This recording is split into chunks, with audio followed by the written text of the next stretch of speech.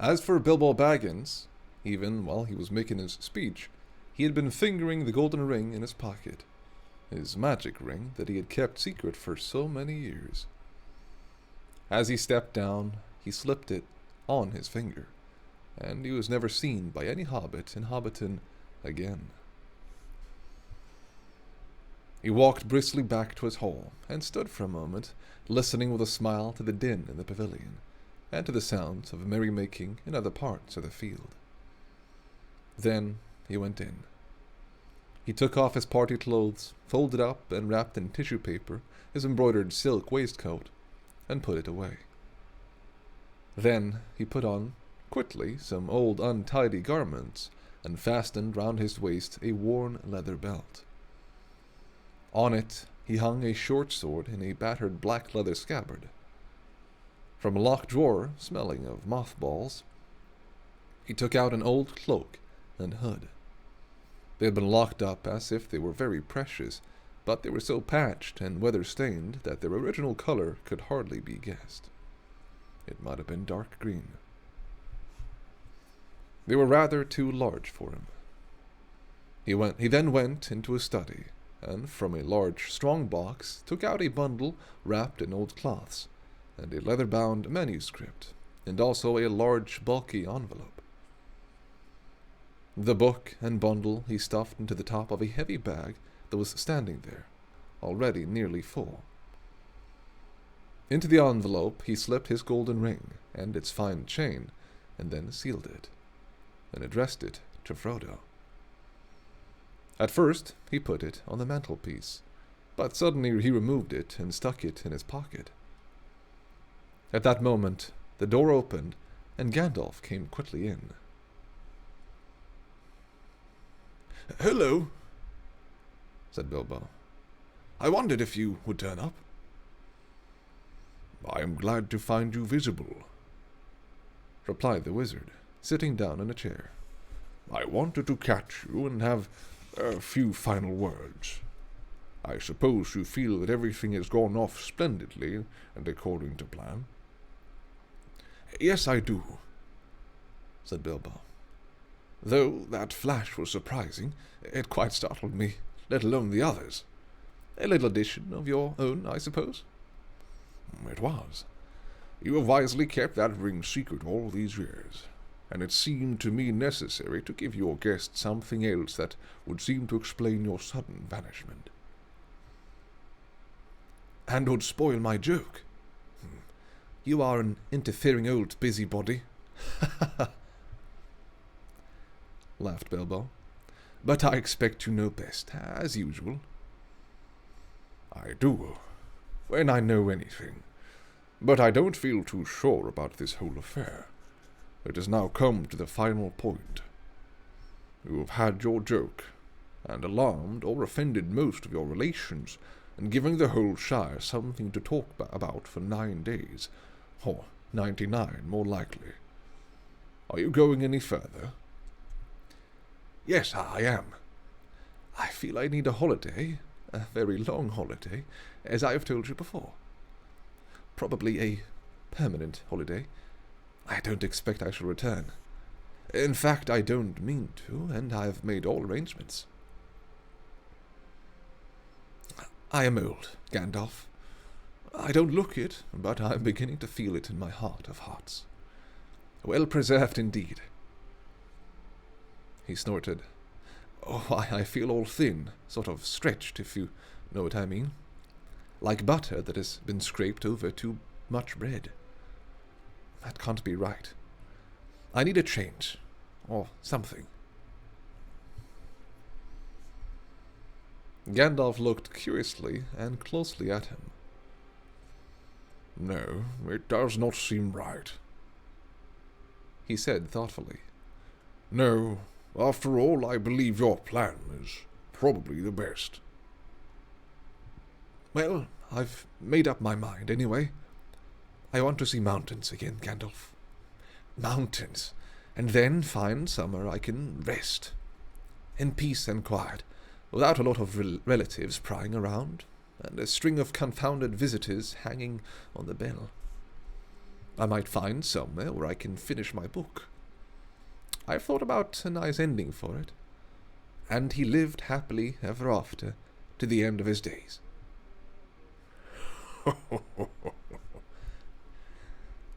Gandalf laughed. I hope he will. But nobody will read the book, however it ends. Oh, they may, in years to come. Frodo has read some already, as far as it has gone. You'll keep an eye on Frodo, won't you? Yes, I will. 2 eyes, as often as I can spare them. He would come with me, of course, if I asked him. In fact, he offered to once, just before the party. But he does not really want to, yet. I want to see the wild country again before I die. And the mountains. But he is still in love with the Shire, with woods and fields and little rivers. He ought to be comfortable here. I am leaving everything to him, of course, except a few oddments. I hope he will be happy when he gets used to being on his own. It's time he was his own master now. Everything? Said Gandalf. The ring as well? You agreed to that, you remember? Well, yes. I suppose so. Stammered Bilbo. Where is it? In an envelope, if you must know. Said Bilbo impatiently. There on the mantelpiece. Well, no. Here it is in my pocket. He hesitated. Isn't that odd now? He said softly to himself. Yet, after all, why not? Why shouldn't it stay there? Gandalf looked again very hard at Bilbo, and there was a gleam in his eyes. I think, Bilbo, he said quietly,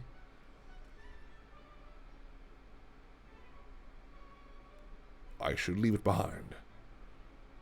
Don't you want to? Well, yes, and no. Now it comes to it, I don't like parting with it at all, I may say, and I don't really see why I should. Why do you want me to? He asked, and a curious change came over his voice. It was sharp with suspicion and annoyance. You are always badgering me about my ring, but you've never bothered me about the other things that I got on my journey.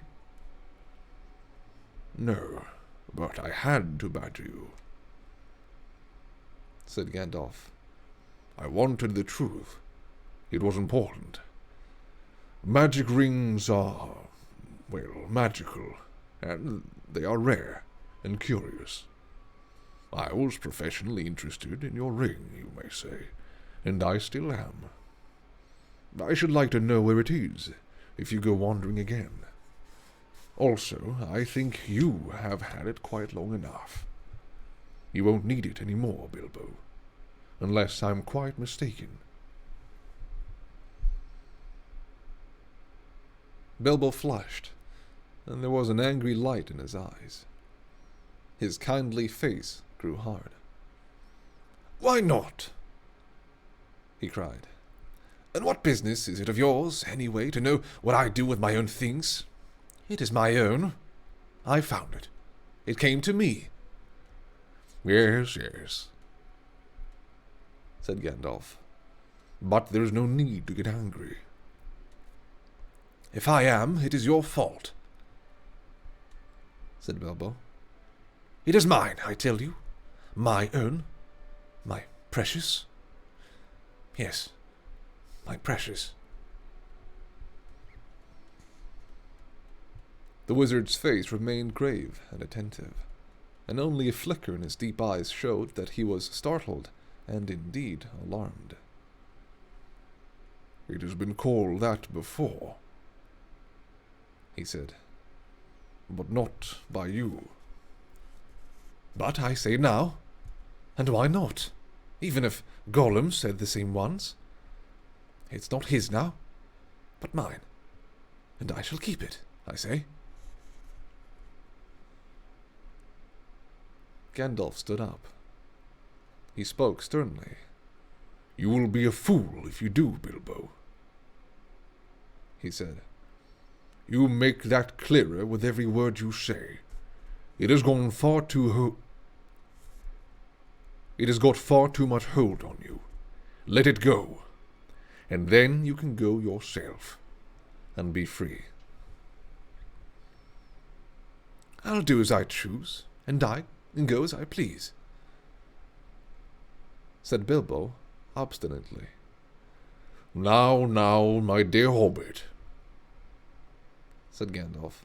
"all your long life we've been friends, and you owe me something. Come, do as you promised. Give it up." "Hell, if you want my ring yourself, say so," cried Bilbo. "But you won't get it. I won't give you my precious away, I tell you." His hand strayed to the hilt of his small sword. Gandalf's eyes flashed. "It will be my turn to get angry soon," he said. "If you say that again, I shall. Then you will see Gandalf the Grey uncloaked." He took a step towards the hobbit, and he seemed to grow tall and menacing. His shadow filled the little room. Bilbo backed away to the wall, breathing hard, his hand clutching at his pocket. They stood for a while, facing one another, and the air of the room tingled. Gandalf's eyes remained bent on the hobbit. Slowly, his hands relaxed, and he began to tremble. "I don't know what has come over you, Gandalf," he said. "You've never been like this before. What is it all about? It is mine, isn't it? I found it, and Gollum would have me killed if I hadn't kept it. I'm not a thief, whatever he said." "I've never called you one, and I am not one either. I'm not trying to rob you, but to help you.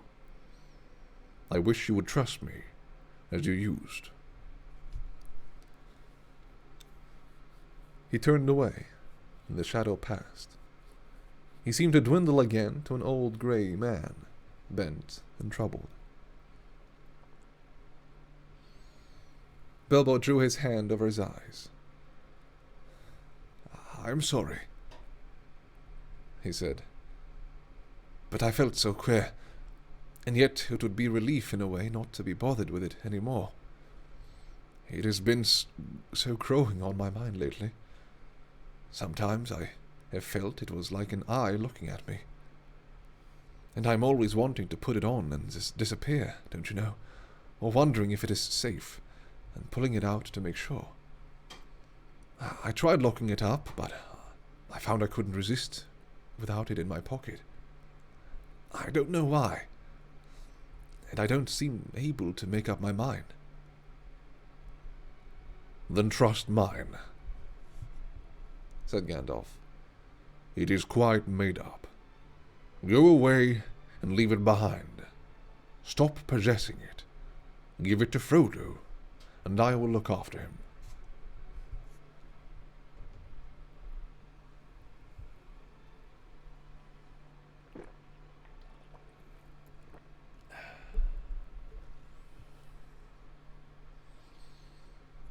Bilbo stood for a moment, tense and undecided. Presently he sighed. "All right," he said with an effort.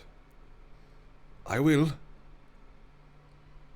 Then he shrugged his shoulders and smiled rather ruefully. "After all, that's what this party business was all about, really.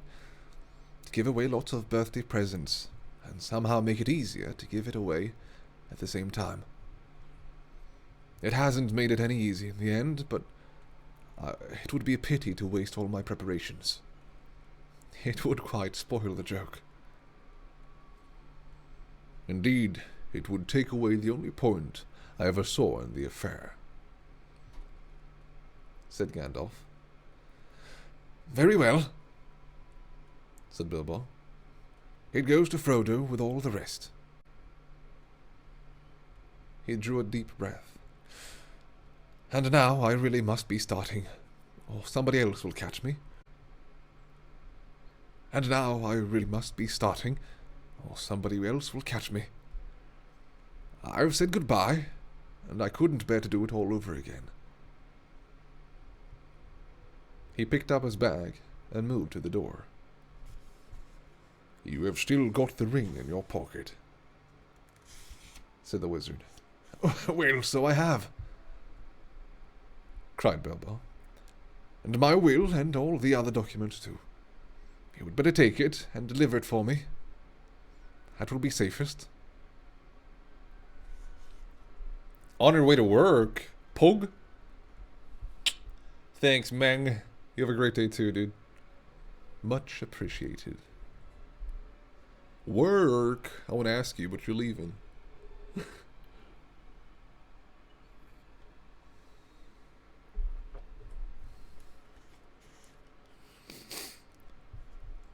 No, don't give the ring to me, said Gandalf.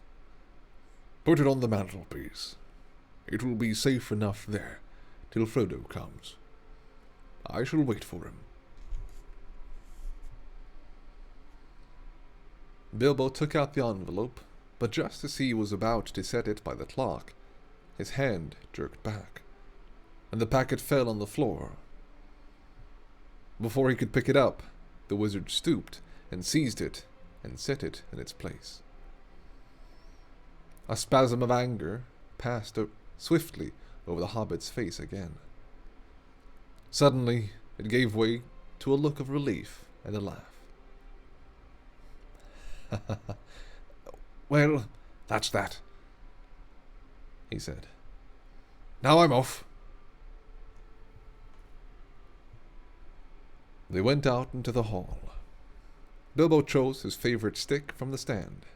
Then he whistled. 3 dwarves came out of different rooms where they had been busy. Is everything ready? Asked Bilbo. Everything packed and labelled? Everything, they answered. Well, let's start then. He stepped out the front door. It was a fine night, and the black sky was dotted with stars. He looked up, sniffing the air. What fun! What fun it is to be off again, off on the road with dwarves. This is what I have been really longing for years. Goodbye, he said, looking at his old home and bowing to the door. Goodbye, Gandalf. Goodbye, for the present, Bilbo. Take care of yourself. You are old enough, and perhaps wise enough. Take care. I don't care. Don't you worry about me. I am as happy now as I've ever been, and that is saying a great deal. But the time has come. I'm being swept off my feet at last, he added, and then in a low voice, as if to himself, he sang softly in the dark. The road goes ever on and on, down from the door where it began. Now far ahead the road is gone, and I must follow, if I can, pursuing it with eager feet until it joins some larger way, where many paths and errands meet, and whither then, I cannot say. He paused, silent for a moment. Then, without another word, he turned away from the lights and voices in the field and tents, and, followed by his 3 companions, went round into his garden, and trotted down the long, sloping path. He jumped over a low piece low place in the hedge at the bottom, and took to the meadows, passing into the night like a rustle of wind in the grass. Gandalf remained for a while, staring at him into the darkness. "Goodbye, my dear Bilbo. Until our next meeting," he said softly, and went back indoors.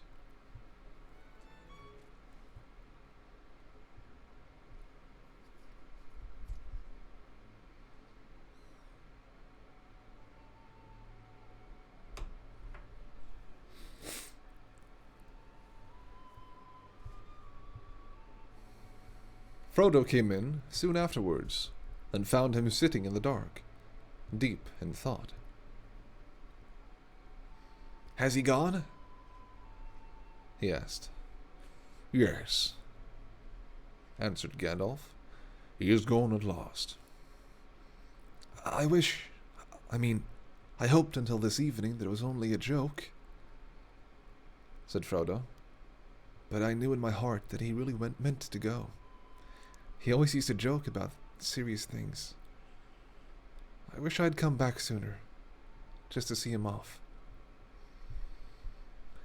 "I think really he preferred slipping off quietly in the end.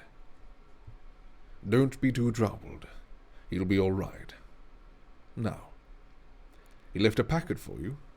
There it is." Frodo took the envelope from the mantelpiece and glanced at it, but did not open it. "You'll find his will and all the other documents in there, I think. You are a master of Bag End now, and also, I fancy, you'll find a golden ring." "The ring!" exclaimed Frodo. "Has he left me that? I wonder why. Still, it may be useful." "It may, and it may not," said Gandalf. "I should not make use of it if I were you, but keep it secret, and keep it safe. Now, I'm going to bed."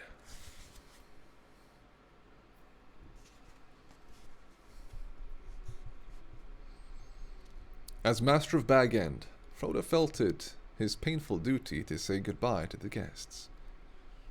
Rumors of strange events had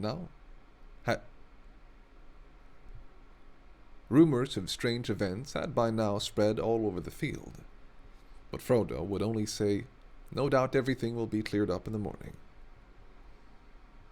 About midnight, carriages came for the important folk. One by one, they rolled away, filled with full but very unsatisfied hobbits. Gardeners came by arrangement and removed in wheelbarrows those that had inadvertently remained behind. Night slowly passed.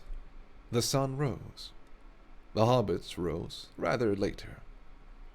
Morning went on. People came and began, by orders, to clear away the pavilions, and the tables and the chairs, and the spoons and knives and bottles and plates, and the lanterns, and the flowering shrubs and boxes, and the crumbs and cracker paper, the forgotten bags and gloves and handkerchiefs, and the uneaten food, a very small item. Then a number of other people came, without orders. Bagginses and Boffins, and Bolgers, and Tooks, and other guests that lived or were staying near. By midday, when even the best fed were out and about again, there was a large crowd at Bag End, uninvited, but not unexpected. Frodo was waiting on the step, smiling, but looking rather tired and worried.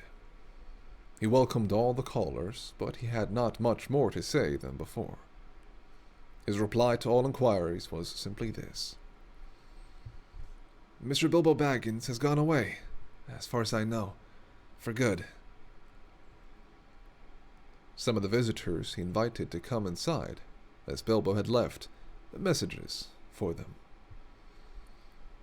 Inside in the hall there was piled a large assortment of packages and parcels and small articles of furniture. On every item there was a label tied. There were several labels of this sort. For Adelard took, for his very own, from Bilbo, on an umbrella. Adelard had carried off many unlabeled ones. For Dora Baggins, in memory of a long correspondence, with love from Bilbo, on a large wastepaper basket. Dora was Drogo's sister, and the eldest surviving female relative of Bilbo and Frodo. She was 99, and had written reams of good advice for more than half a century. For Milo Burrows, hoping it will be useful, from B.B., on a gold pen and ink bottle. Milo never answered letters. For Angelica's use, from Uncle Bilbo, on a round convex mirror. She was a young Baggins, and too obviously considered her face shapely. For the collection of Hugo Bracegirdle, from a contributor, on an empty bookcase.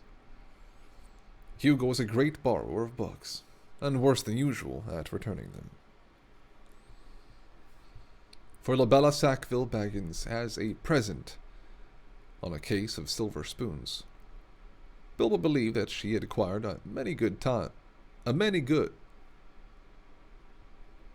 Bilbo believed that she had acquired a good many of his spoons, while he was away on his former journey. Lobelia knew that quite well. When she arrived later in the day, she took the point at once, but she also took the spoons.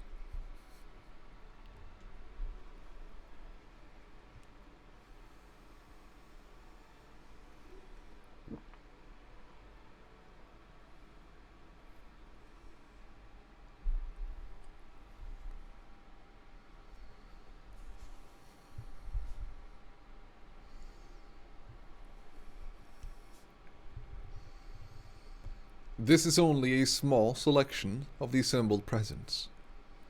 Bilbo's residence had got rather cluttered up with things in the course of his long life.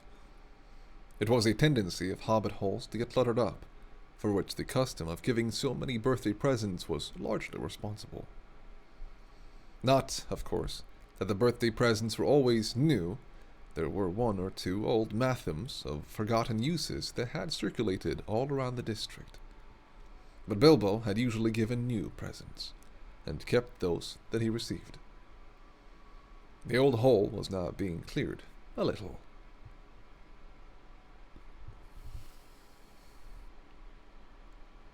Every one of the various parting gifts had labels, written out personally by Bilbo, and several had some point or some joke. But of course, most of the things were given where they would be wanted and welcome. The poorer hobbits, and especially those of Bagshot Row, did very well. Old Gaffer Gamgee got 2 sacks of potatoes, a new spade, a woolen waistcoat, and a bottle of ointment for creaking joints.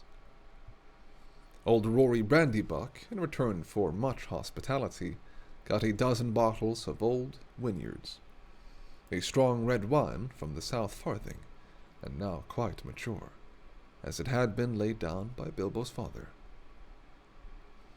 Rory quite forgave Bilbo, and voted him a capital fellow after the first bottle. There was plenty of everything left for Frodo, and of course all the chief treasures, as well as the books, pictures, and more than enough furniture, were left in his possession.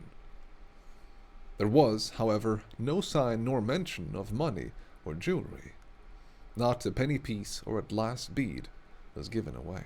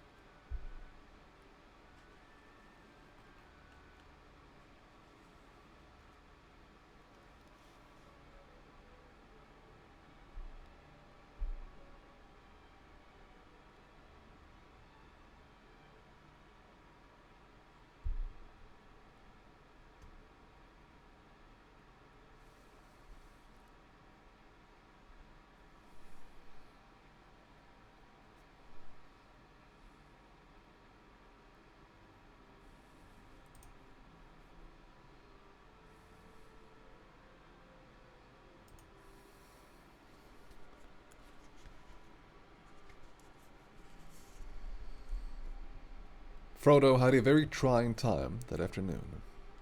A false rumor that the whole household was being distributed free spread like wildfire, and before long the place was packed with people who had no business there, but could not be kept out. Labels got torn off and mixed, and quarrels broke out. Some people tried to do swaps and deals in the hall, and others tried to make off with minor items not addressed to them, or with anything that seemed unwanted or unwatched. The road to the gate was blocked with barrows and handcarts. In the middle of the commotion, the Sackville Bagginses arrived. Frodo had retired for a while and left his friend Merry Brandybuck to keep an eye on things. When Otho loudly demanded to see Frodo, Merry bowed politely. "He is indisposed," he said. "He's resting." "Hiding, you mean?" said Lobelia. "Anyway, we want to see him, and we mean to see him. Just go and tell him so." Merry left them a long while in the hall, and they had time to discover their parting gift of spoons. It did not improve their tempers. Eventually, they were shown into the study. Frodo was sitting at the table with a lot of papers in front of him. He looked indisposed. To see Sackville Bagginses at any rate, and he stood up, fidgeting with something in his pocket. But he spoke quite politely. The Sackville Bagginses were rather offensive. They began by offering him bad bargain prices, as between friends, for various valuable and unlabeled things. When Frodo replied that only the things specially directed by Bilbo were being given away, they said the whole affair was very fishy. "Only one thing is clear to me," said Otho, "and that is that you are doing exceedingly well out of it. I insist on seeing the will." Otho would have been Bilbo's heir, but for the adoption of Frodo. He read the will carefully and snorted.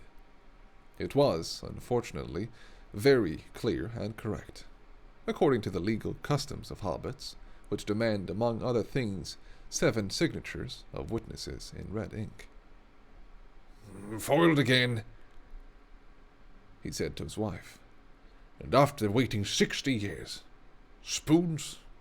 Fiddlesticks!" He snapped his fingers under Frodo's nose and stumped off.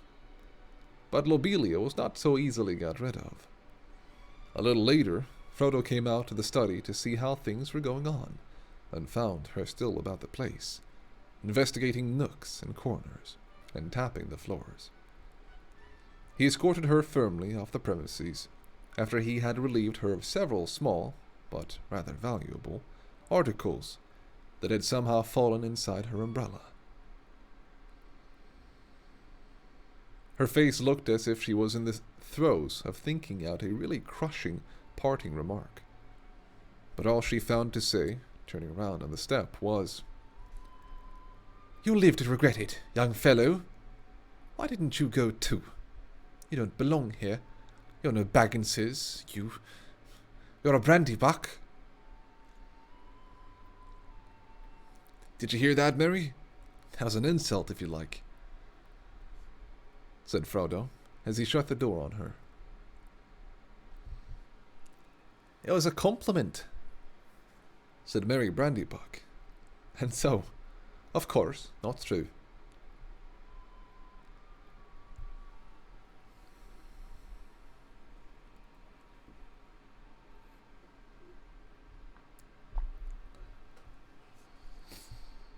Then they went round the hall, and evicted 3 young hobbits, 2 boffins and a bolger, who were knocking holes in the walls of one of the cellars.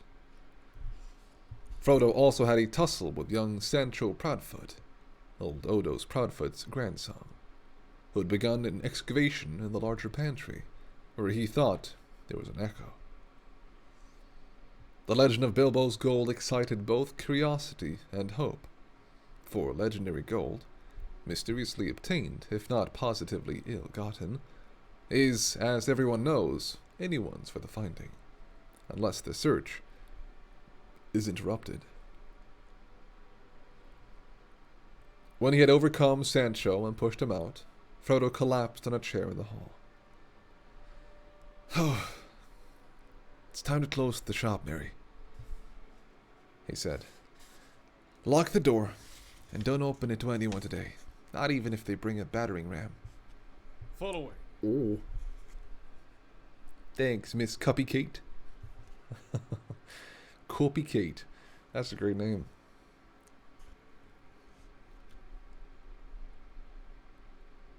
Then he went to revive himself with a belated cup of tea. He had hardly sat down when there came a soft knock at the front door.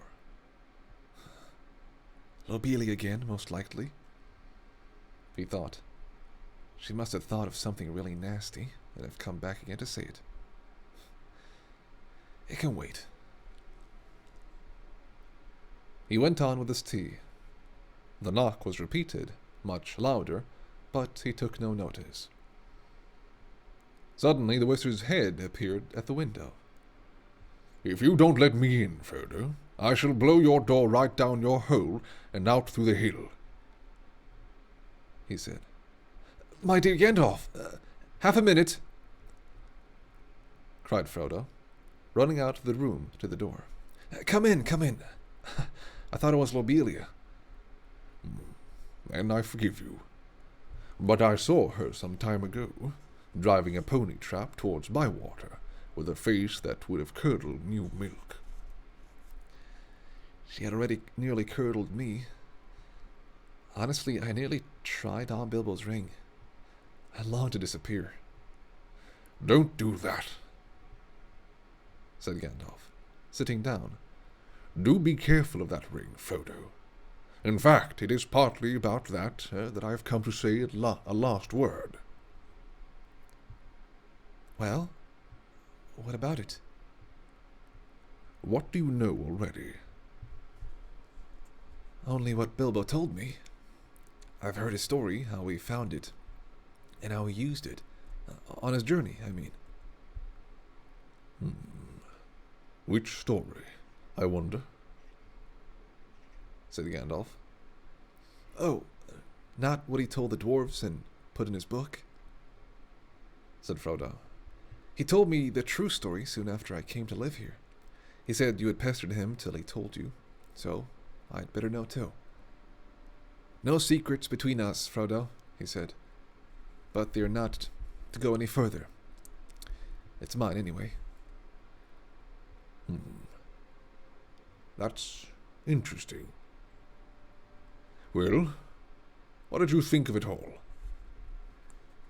"If you mean inventing all that about a present, well, I thought the true story much more likely, and I couldn't see the point of altering it all."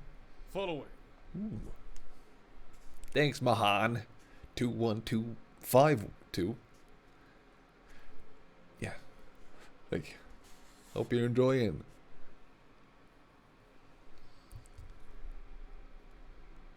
It was very unlike Bilbo to do so anyway, and I thought it rather odd. "So did I. But odd things may happen to people that have such treasures, if they use them. Let it be a warning to you to be careful, very careful with it. It may have other powers than just making you vanish when you wish to." "I don't understand," said Frodo. "Neither do I," answered the wizard. "I've merely begun to wonder about the ring, especially since last night. No need to worry, but if you take my advice, you will use it very seldom, or not at all. At least I beg you not to use it in any way that will cause talk or rouse suspicion. I say again, keep it safe, and keep it secret." "You're very mysterious. What are you afraid of?" "I'm not certain. so I will say no more. I may be able to tell you something when I come back. I'm going off at once, so this is goodbye for the present." He got up. "At once?" cried Frodo. "Why, I thought you were staying on for at least a week. I was looking forward to your help." "I did mean to, but I've had to change my mind. I may be away for a good while, but I'll come and see you again, as soon as I can. Expect me when you see me. I shall slip in quietly. I shan't often be visiting the Shire openly again. I find that I've become rather unpopular. They say I am a nuisance and a disturber of the peace.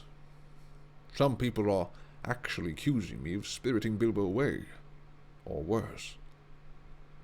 If you want to know, there is supposed to be a plot between you and me to get a hold of his wealth." "Some people? You mean Otho and Lobelia? How abominable! I would give them Bag End and everything else if I could get Bilbo back and go off tramping in the country with him. I love the Shire, but I begin to wish, somehow, that I'd gone too. I wonder if I shall never see him again." "So do I. And I wonder many other things. Goodbye for now. Take care of yourself. Look out for me, especially at unlikely times. Goodbye." Frodo saw him to the door. He gave a final wave of his hand and walked off at a surprising pace, but Frodo thought the old wizard looked unusually bent, almost as if he was carrying a great weight. The evening was closing in, and his cloaked figure quickly vanished into the twilight. Frodo did not see him again for a long time.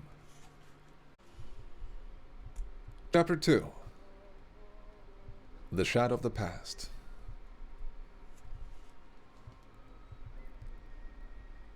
The talk did not die down in 9 or even 99 days.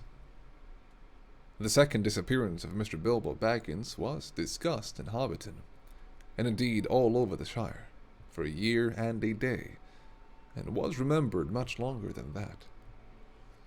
It became a fireside story for young hobbits, and eventually Mad Baggins, who used to vanish with a bang and a flash and reappear with bags of jewels and gold, became a favorite character of legend, and lived on long after all the true events were forgotten. But, in the meantime, the general opinion of the neighborhood was that Bilbo, who had always been rather cracked, had at last gone quite mad, and had run off into the blue. There he had undoubtedly fallen into a pool or a river, and come to a tragic, but hardly all untimely, end. The blame was mostly laid on Gandalf.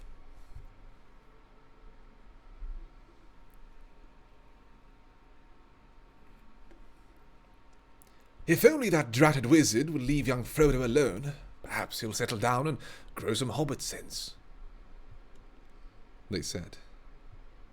And to all appearance, the wizard did leave Frodo alone, and he did settle down, but the growth of hobbit sense was not very noticeable.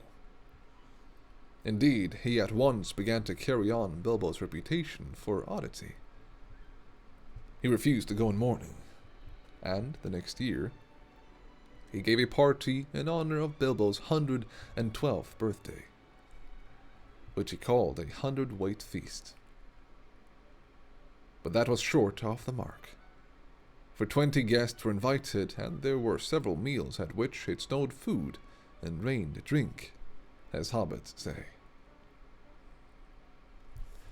Some people were rather shocked, but Frodo kept up the custom of giving Bilbo's birthday party year after year until he got used to it. He said that he did not think Bilbo was dead. When they asked, "Where is he, then?" he shrugged his shoulders.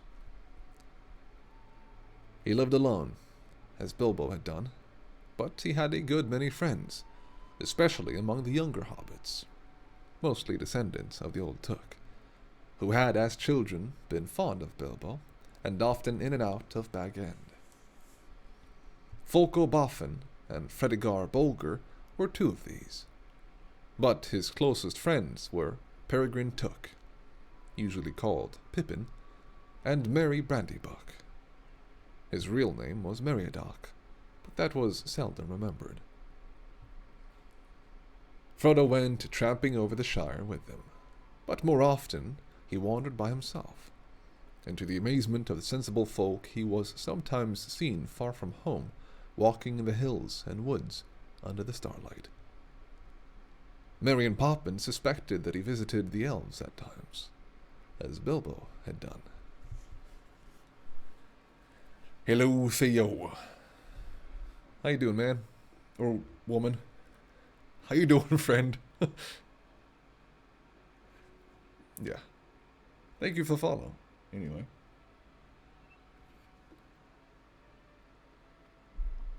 Sweet freedom. I love it.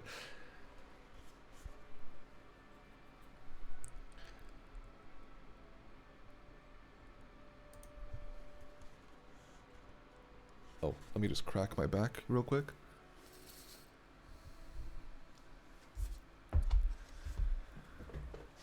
Yo. Oh. Yeah. This is like... makes me look like a grandpa. Oh. I am old, I say. There's a reason I can do a Gandalf voice. Or similar.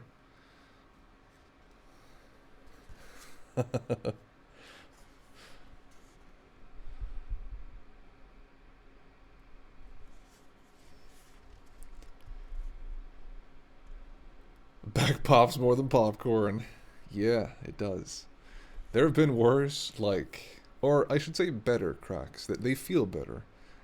But there have been, like, worse sounding cracks where I've gone, it feels like it goes brrrrt. I swear. Sorry. I am old. My back is old.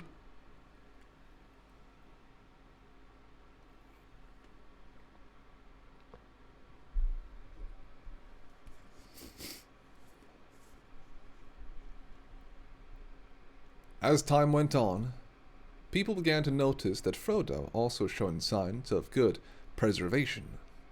Outwardly, he retained the appearance of a robust and energetic hobbit just out of his tweens. Some folk have all the luck, they said, but it was not until Frodo approached the usually more sober age of 50 that they began to think it queer.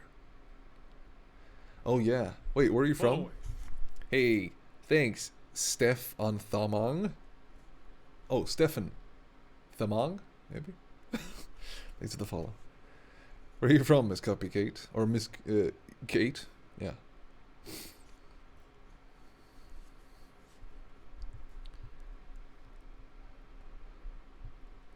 Frodo himself, after the first shock, found that being his own master and the Mr. Baggins of Bag End was rather pleasant. For some years he was quite happy, and did not worry much about the future. But half unknown to himself, the regret that he had not gone with Bilbo was steadily growing. He found himself wondering at times, especially in the autumn, about the wild lands, and strange visions of mountains that he had never seen came into his dreams. He began to say to himself, "Perhaps I shall cross the river myself one day." To which the other half of his mind always replied, "Not yet." So it went on, until his 40s were running out, and his 50th birthday was drawing near. 50 was a number that he felt was somehow significant, or ominous.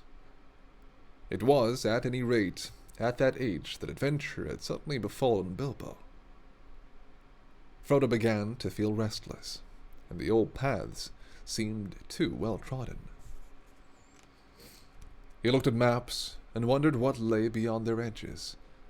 Maps made in the Shire showed mostly white spaces beyond its borders. He took to wandering further afield and more often by himself, and Merry and his other friends watched him anxiously. Often he was seen walking and talking with the strange wayfarers that began at this time to appear in the Shire. Kentucky. Ah. Hey, nice. 2 to 6 a.m.? Good lord. Crazy.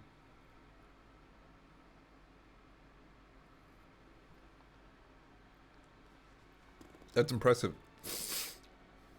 To mod for 4 hours straight? Maybe? Crazy.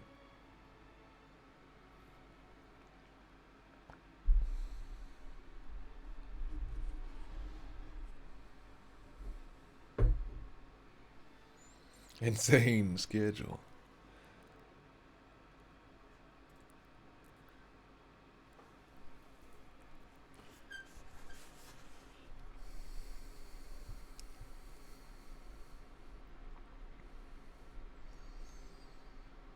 There were rumors of strange things happening in the world outside, and as Gandalf had not at that time appeared or sent any message for several years, Frodo gathered all the news he could.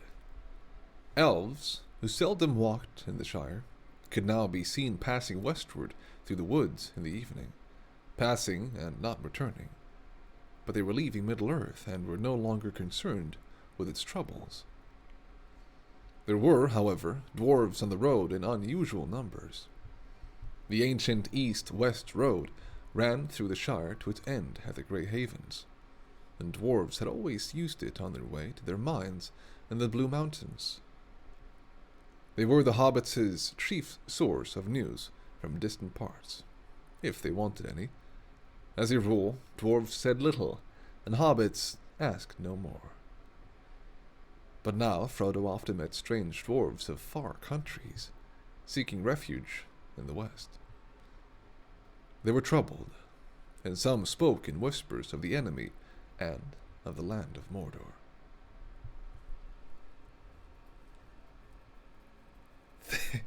Thank goodness, dude. I cannot imagine, or I could not see myself modding for several channels. Yeah, I wouldn't be reliable. I would not. That's good. That's good. I'm impressed. Are they like big channels or small? Small streamers. 500? Whew. That's a lot. That's a lot. Yeah. Dude, that sounds like a lot of work. You should be getting paid for that. Know what I'm saying?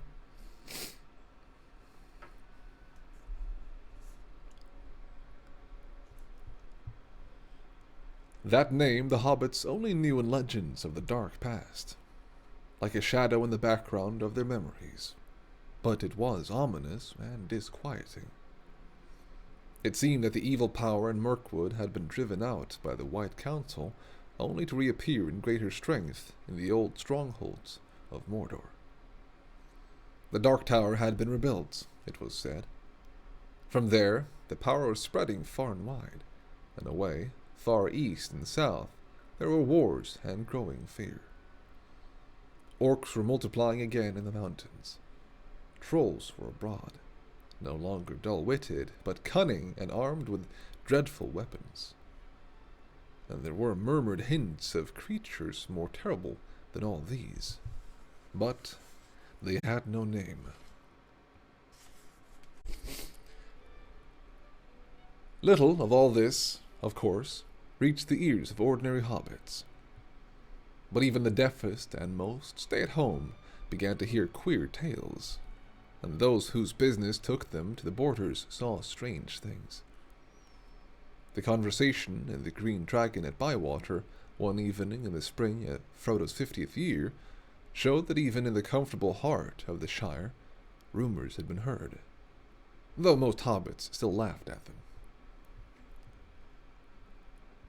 Sam Gamgee was sitting in one corner near the fire, and opposite him was Ted Sandyman, the miller's son, and there were various other rustic hobbits listening to their talk.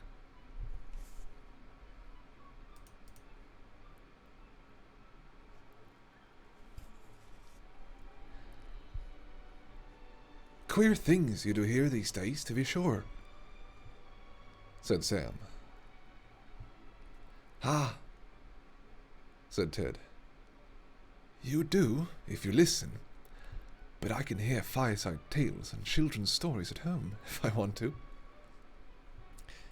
"No doubt you can," retorted Sam. "And I dare say there's more truth in some of them than you reckon. Who invented the stories anyway? Take dragons now." "No thank ye," said Ted. "I won't. I heard tell of them when I was a youngster, but there's no call to believe in them now. There's only one dragon in Bywater, and that's green," he said, getting a general laugh. "All right," said Sam, laughing with the rest. "But what about these tree men, these giants, as you might call them? They do say the one bigger than a tree was seen up away beyond the North Moors not long back." "Who's they?" "My cousin Hall, for one. He works for Mr. Boffin at Overhill and goes up to the North Farthing for the hunting. He saw one." "Says he did, perhaps. Your Hal's always saying he's seen things. Maybe he sees things that ain't there. But this one was as big as an elm tree, and walking 7 yards to a stride, if it was an inch." "Then I bet it wasn't an inch. What he saw was an elm tree, as like it or not." "But this one was walking, I tell you, and there ain't no elm tree on the North Moors." "Then Hal can't have seen one," said Ted. There was some laughing and clapping. The audience seemed to think that Ted had scored a point.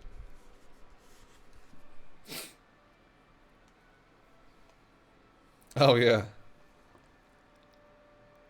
You can that's good. That's good. You don't have to always be paying attention to the chat." Yeah. I can see that. Like, it feels like very stressful to be a mod for a bigger channel, you know?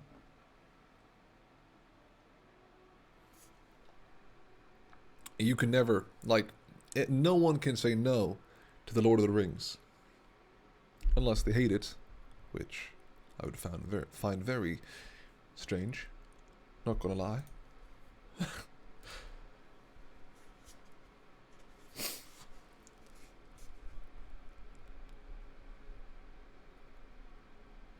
"All the same," said Sam, "you can't deny that others besides our Halfast have seen queer folk crossing the Shire.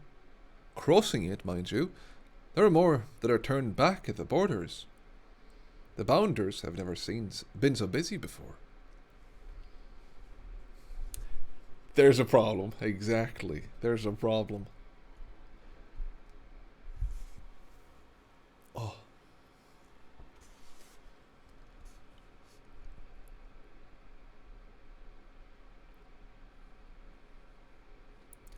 And I've heard tell that elves are moving west.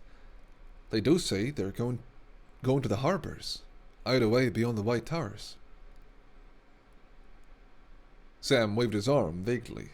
Neither he nor any of them knew how far it was to the sea, past the old towers beyond the western borders of the Shire.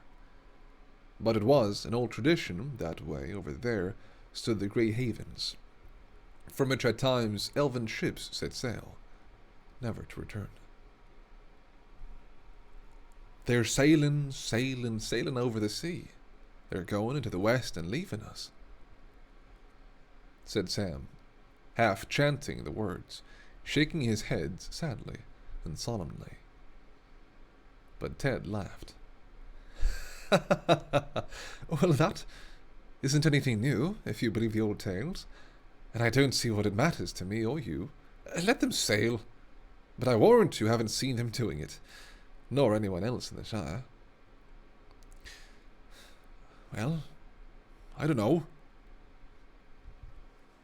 said Sam thoughtfully. He believed he had once seen an elf in the woods, and still hoped to see more one day. Of all the legends that he had heard in his early years, such fragments of tales and half-remembered stories about the elves as the hobbits knew had always moved him most deeply. There are some, even in these parts, as know the fair folk, and get news of them, he said. There's Mr. Baggins now, that I work for. He told me that they were sailing, and he knows a bit about elves. And old Mr. Bilbo knew more. Many's the talk I had with him when I was a little lad. They're both cracked, said Ted. Leastways old Bilbo was cracked, and Frodo's cracking. If that's where you get your news from, you'll never want for moonshine. Well, friends, I'm off home. Your good health. He drained his mug and went out noisily. Sam sat silent and said no more. He had a good deal to think about. For one thing, there was a lot to do up in the Bag End garden, and he would have a busy day tomorrow, if the weather cleared. The grass was growing fast, but Sam had more on his mind than gardening. After a while, he sighed, and got up and went out. It was early April, and the sky was now clearing after heavy rain. The sun was down, and the cool, pale evening was quietly fading into night. He walked home under the early stars, through Hobbiton and up the hill, whistling softly and thoughtfully. It was just at this time that Gandalf reappeared after his long absence. For 3 years after the party, he had been away. Then he paid Frodo a brief visit, and after taking a good look at him, he went off again. During the next year or two, he had turned up fairly often, coming unexpectedly after dusk, and going off without warning before sunrise. He would not discuss his own business and journeys, and seemed chiefly interested in small news about Frodo's health and doings. Then suddenly his visits had ceased. It was over 9 years since Frodo had seen or heard him, and he had begun to think that the wizard would never return, and had given up all interest in hobbits. But that evening, as Sam was walking home and twilight was fading, there came the once familiar tap on the study window. Frodo welcomed his old friend with surprise and great delight. They looked hard at one another. "All well, eh?" said Gandalf. "You look the same as ever, Frodo." So do you, Frodo replied. But secretly he thought that Gandalf looked older and more careworn. He pressed him for news of himself and of the wide world, and soon they were deep in talk, and if they stayed up far into the night. Exam results today? You really... Wait, you really fucked up? Oh no. Oh, sweet Kate, that's awesome. What did you fuck up in? Rip.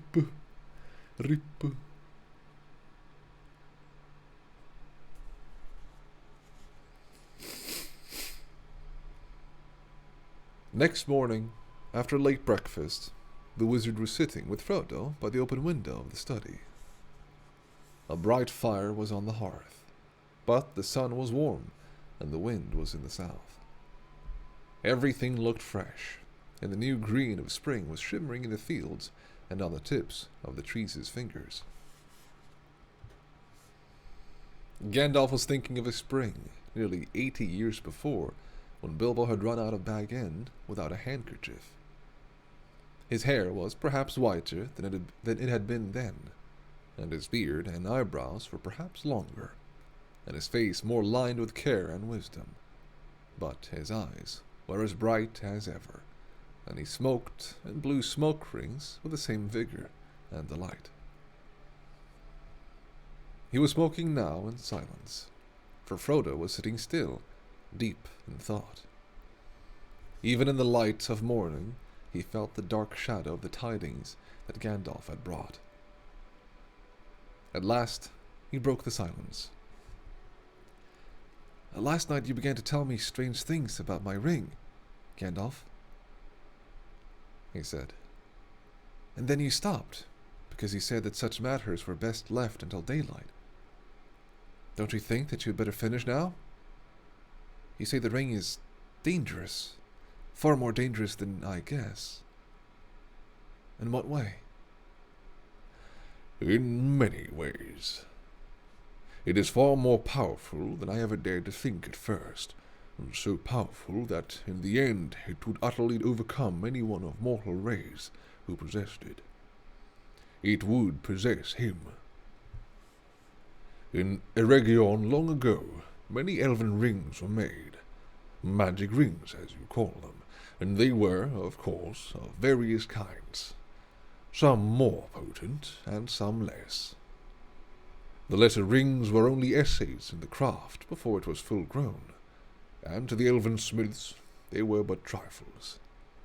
Yet, still to my mind, dangerous for mortals. But the great rings, the rings of power, they were perilous. A mortal, Frodo, who keeps one of the great rings does not die, but he does not grow or obtain more life. He merely continues, until at last every minute is a weariness. And if he often uses the ring to make himself invisible, he fades. He becomes in the end invisible permanently, and walks in the twilight under the eye of the dark power that rules the rings. Yes, sooner or later. Later, if he is strong or well-meaning to begin with, but neither strength nor good purpose will last. Sooner or later, the dark power will devour him." "How terrifying," said Frodo. There was another long silence. The sound of Sam Gamgee cutting the lawn came in from the garden. 92, 56, and 44 and 28. Nice. Quality range results. Dude. What is like the required amount of points?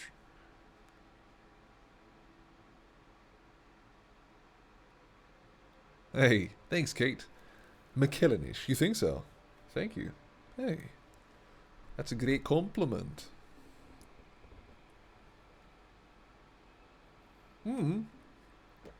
I mean, you only missed one, right? That's not the worst. And he got one, like, above the double amount.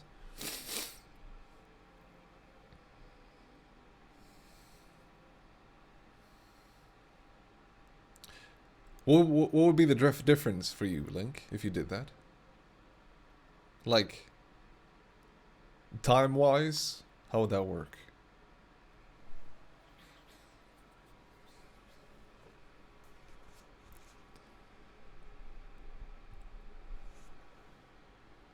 But these, they get degrees. Less stress, more time. Fair enough, yeah, I can see that. Yeah, college isn't like a breeze in the park, from what I've heard. I've never been to college. But you would have to, like, put yourself on a schedule, right? To keep consistent. Much like how school works. Apparently not, yeah.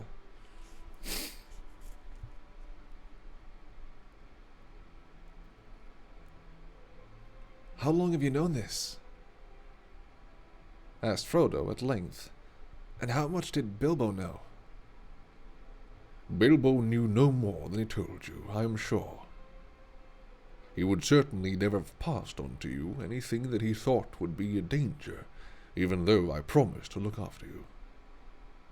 He thought the ring was very beautiful, and very useful at need. If anything was wrong or queer, it was himself.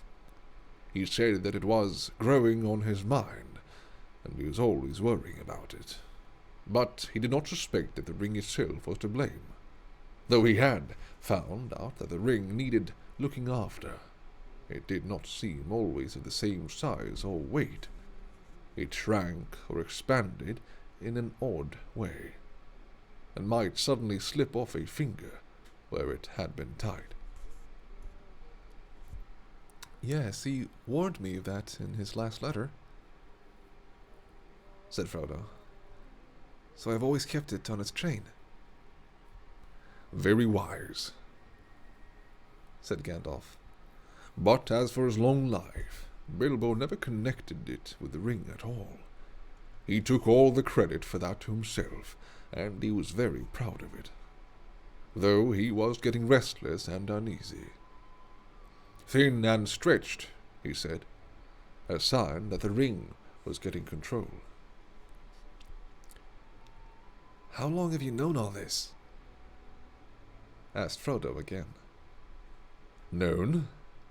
I've known much that only the wise know, Frodo. But if you mean known about this ring, well, I still do not know, one might say. There is a last test to make, but I no longer doubt my guess. When did I first begin to guess? He mused, searching back in memory. Let me see. It was in the year that the White Council drove the Dark Power from Mirkwood, just before the Battle of Five Armies, that Bilbo found the ring. A shadow fell on my heart then, though I did not know yet what I feared. I wondered often how Gollum came by a great ring, as plainly it was, that at least was clear from the first. Then I heard Bilbo's strange story of how he had won it, and I could not believe it.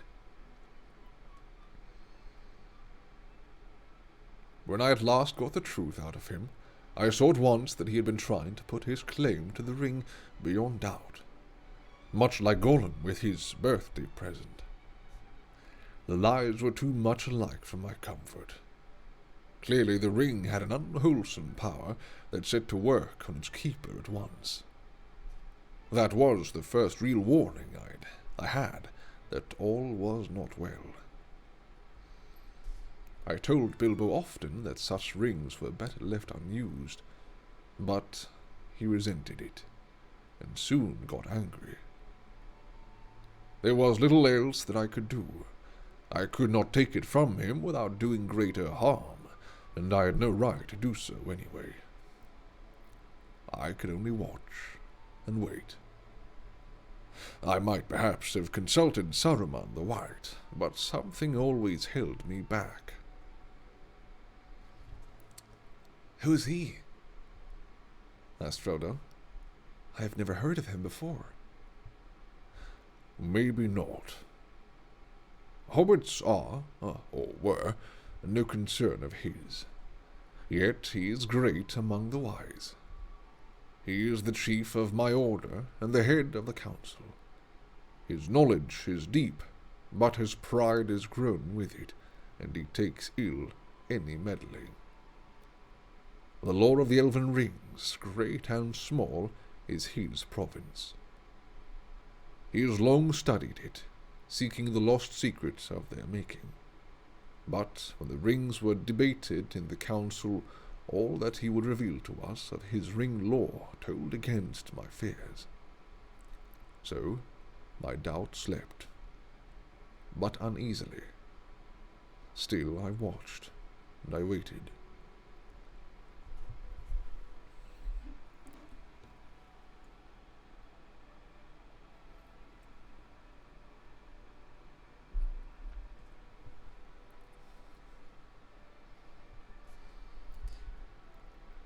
And all seemed well with Bilbo, and the years passed.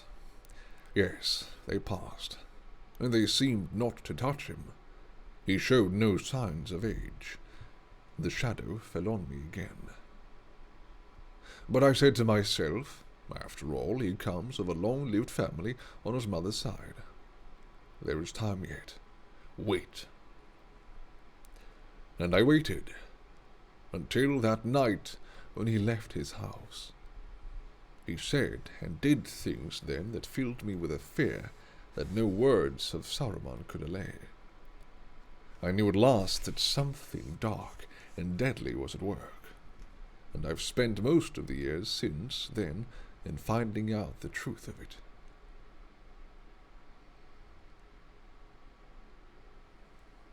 There wasn't any permanent harm done, was there? Asked Frodo anxiously. He would get all right in time, wouldn't he? Be able to rest in peace, I mean? He felt better at once, said Gandalf. But there is only one power in this world that knows all about the rings and their effects. And as far as I know, there is no power in the world that knows all about hobbits. Among the wise, I am the only one that goes in for hobbit lore, an obscure branch of knowledge, but full of surprises. Soft as butter they can be, and yet sometimes as tough as old tree roots. I think it likely that some would resist the rings far longer than most of the wise would believe. I don't think you need to worry about Bilbo. Of course, he possessed the ring for many years, and used it, so it might take a long while for the influence to wear off, before it was safe for him to see it again, for instance. Otherwise he might live on for years, quite happily, just stop as he was when he parted with it, for he gave it up in the end of his own accord, an important point. No, I was not troubled about dear Bilbo any more, once he had let that thing go. It is for you that I feel responsible. Ever since Bilbo left, I've been deeply concerned about you, and about all these charming, absurd, helpless hobbits.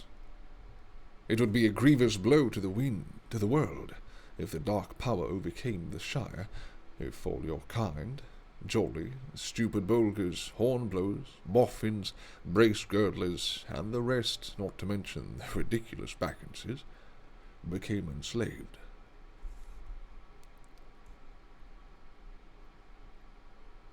Frodo shuddered. But why should we be? He asked. And why should he want such slaves?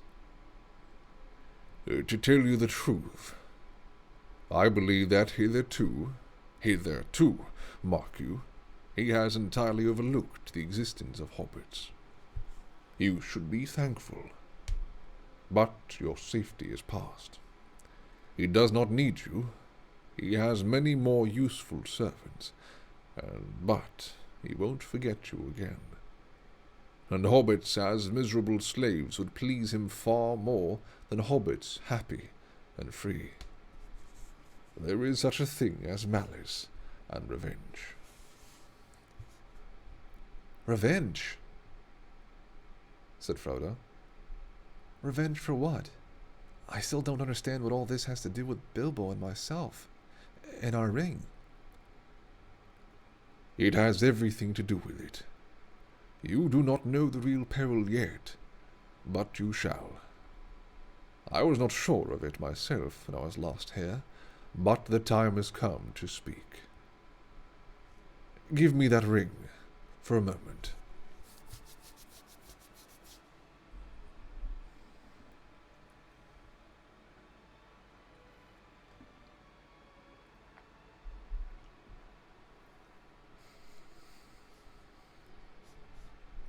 Frodo took it from his breeches pocket, where it was clasped to a chain that hung from his belt. He unfastened it and handed it slowly to the wizard. It felt suddenly very heavy, as if either it or Frodo himself was in some way reluctant for Gandalf to touch it. Gandalf held it up. It looked to be made of pure and solid gold. "Can you see any markings on it?"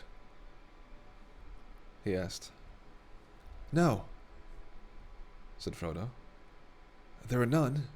It is quite plain, and it never shows a scratch or sign of wear."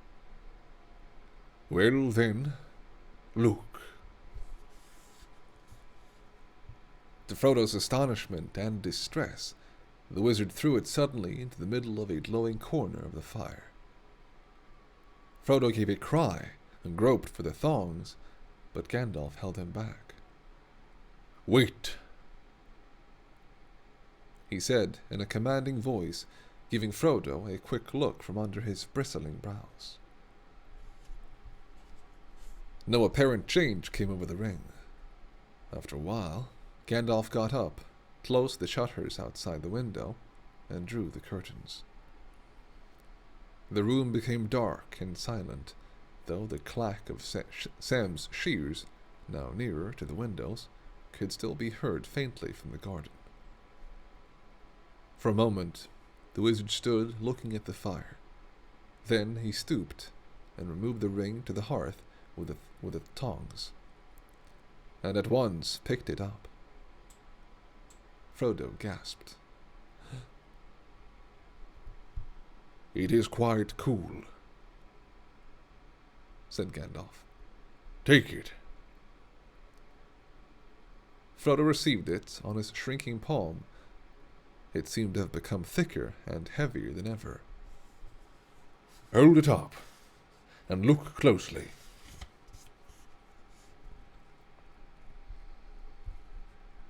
As Frodo did so, he now saw fine lines, finer than the finest pen strokes, running along the ring, outside and inside.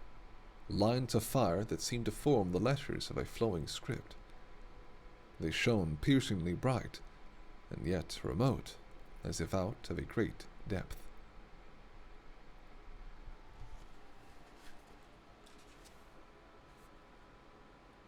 Now that's cool.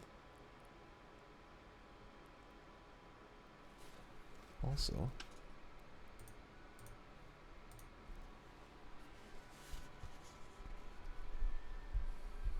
"I cannot read the fiery letters,"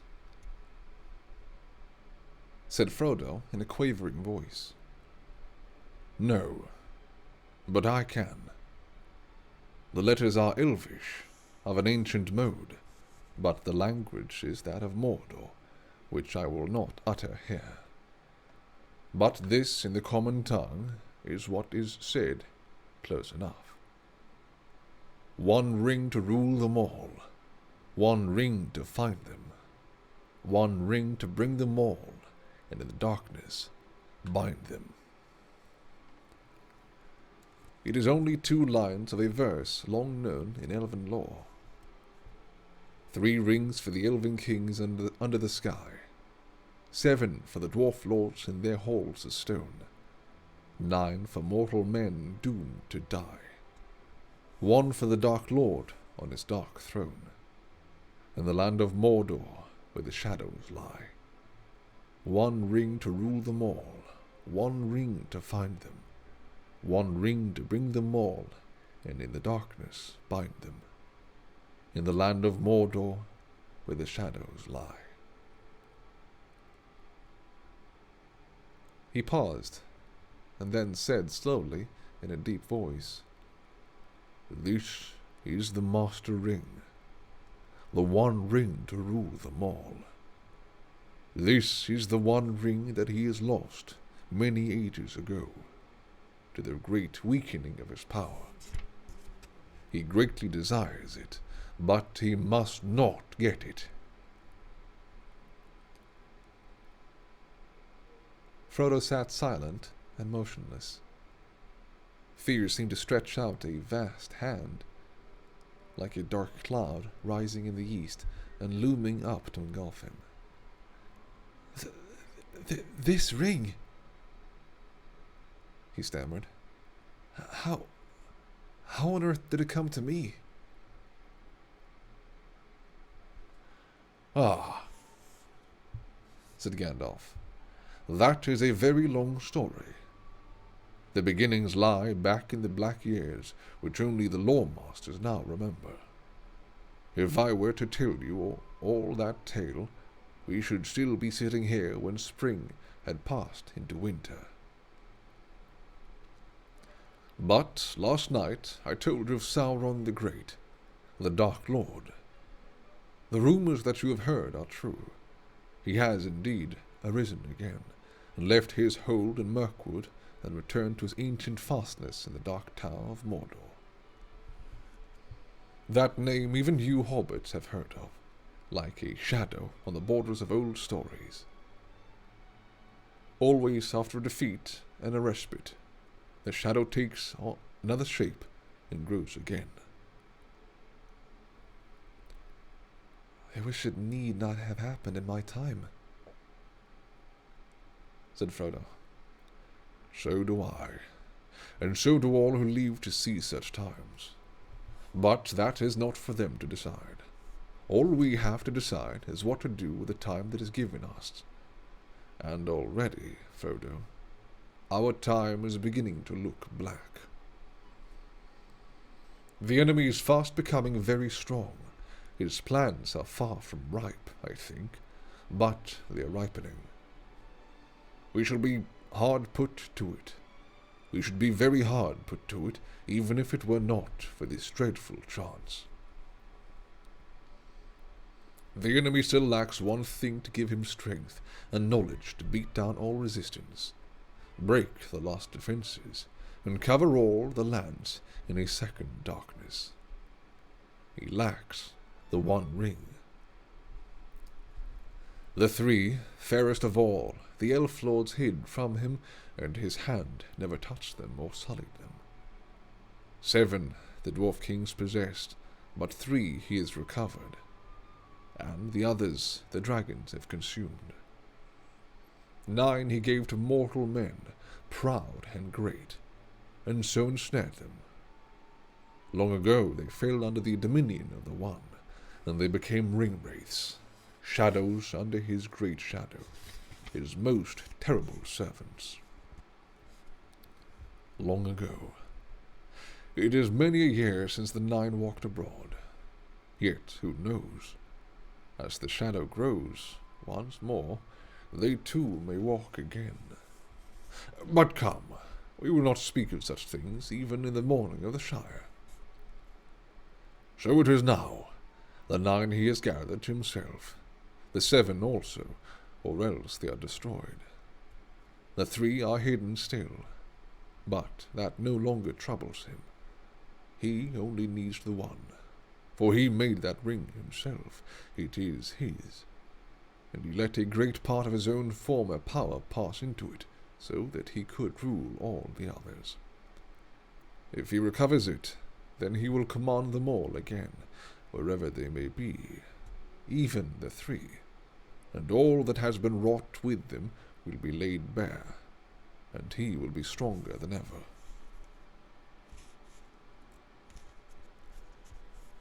And this is the dreadful chance, Frodo. He believed that the One had perished, that the elves had destroyed it, as should have been done. But he knows now that it has not perished, that it has been found. So he is seeking it, and all his thought is bent on it. It is his great hope and our great fear. Why wasn't it destroyed? And how did the enemy ever come to lose it, if he was so strong and it was so precious to him? Frodo clutched the ring in his hand, as if he saw already dark fingers stretching out to seize it. It was taken from him. The strength of the elves to resist him was greater long ago, and not all men were estranged from them. The men of Western Ness came to their aid. That is a chapter of ancient history which it might be good to recall, for there was sorrow then too, and gathering dark, but great valor, and great deeds that were not wholly in vain. One day, perhaps, I will tell you all the tale, or you shall hear it told in full by one who knows it best. But for the moment, since most of all you need to know how this thing came to you, all that will be tale enough, this is all that I will say. It was Gil-galad, Elven king, and Elendil of Westernesse, who overthrew Sauron, though they themselves perished in the deed. And Isildur, Elendil's son, cut the ring from Sauron's hand, and took it for his own.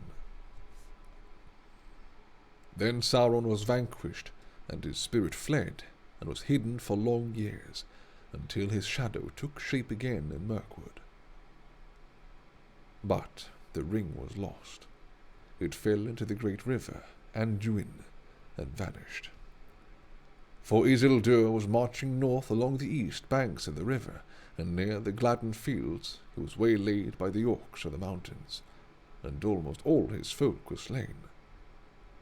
He leaped into the waters, but the ring slipped from his finger as he swam, and then the orcs saw him and killed him with arrows.